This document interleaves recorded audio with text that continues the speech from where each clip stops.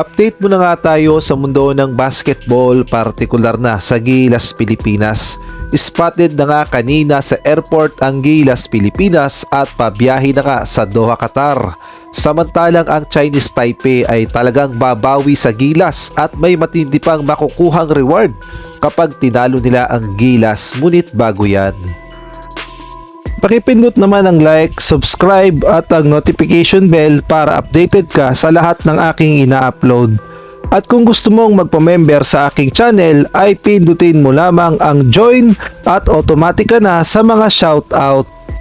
Talaga nga namang desperado nang bumawi ang Chinese Taipei sa Gilas, Pilipinas dahil alam nating lahat na kapag nagkakaroon ng laban kontra nga sa Gilas ay hindi sila manalo, at kung ating babalikan ay 2013 pa ang kanilang huling panalo sa Gilas, Pilipinas, kaya naman desperado silang bumawi ngayon sa Gilas, Pilipinas sa FIBA Asia Cup Qualifiers third window na gaganapin mismo sa kanilang baluarte. Kaya naman puspusa na ang kanilang ginagawang paghahanda at hindi sila magpapatalo sa Gilas, Pilipinas, at todo-todo na rin ang kanilang ginagawang pagpopromote sa laban sa Gilas, Pilipinas, at talaga namang pinaghahandaan nila ng todo. At dito nga makikita natin na binibriefing na ang mga players at pinaghahandaan talaga ang magiging laban sa Gilas, Pilipinas. At ayon pa nga sa report ay magkakaroon sila ng napakalaking bonus kapag natalo nila ang Gilas, Pilipinas.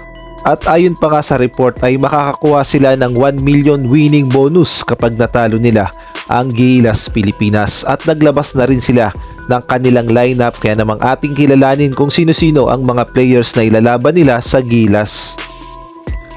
Brandon Gilbeck, 7-footer. Shan Chun Tseng, 6'9".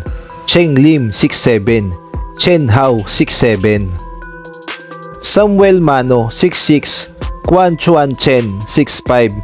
Kuei Yu Chu, 6'6". Xiao Pu Lan, 6'5".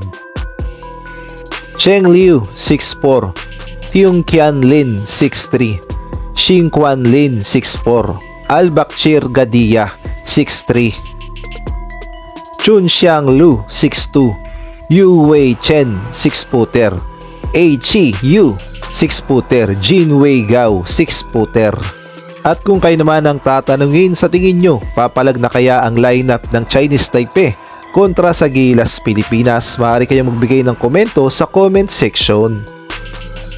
Samantalang ayon naman sa naging post ni Legaspi Solo Alvin, shout out sir at full credit po, ay makikita natin na may mga selfie siya sa Gilas, Pilipinas player at spotted na nga na papunta na sa bansang Doha, Qatar at paghahanda sa kanilang friendly match. At ito nga ang pinakamalaking good news dahil kasama pala itong si Troy Rosario na alam nating lahat na napabalita na namamaga ang tuhod, ngunit sinama pa rin sa Doha, Qatar. At ito nga breaking news, kakapasok lamang ng balita, opisyal na ngang nakalapag ang Gilas, Pilipinas sa Doha, Qatar. Samantalang si Coach Tim Cone naman ay may matinding plano sa Gilas, Pilipinas. Paghahanda nga ito sa kanilang magiging friendly match kontra sa Qatar, Lebanon at Egypt. Mukhang gagawa ng matinding kombinasyon itong si Coach Tim Cone dahil alam nating lahat na kulang tayo sa big man. Dahil wala nga tayong legit 7-footer na si Kai Soto na alam nating lahat na injured. Kaya naman ayon sa report ay mukhang gagawa ng matinding kombinasyon itong si Coach Tim Cone, makasabay lamang sa mga naglalakihang players na ating makakaharap, partikular na sa lineup ng Egypt. Ang sabi nga sa report ng One Sport, new formula for Gilas with Kai Soto effectively out for the FIBA Asia Cup. Tim Cone be looking for answers and more combination when Gilas, Pilipinas flies to Qatar for a mini packet tournament. So lumalabas nga sa report na ito na gagamitin talaga ng gusto itong si Jamie Malonzo, AJ Edu at itong si Abay Junmar Pajardo. Ito nga ang matinding kombinasyon ni Coach Tim Cone, pantapat sa mga players na makakaharap ng Gilas. At kung kayo naman ang tatanungin, sa tingin nyo, uubra kaya ang mga kombinasyon ni Coach Tim Cone sa mini packet tournament sa Doha, Qatar? Maaari kayong magbigay ng komento sa comment section.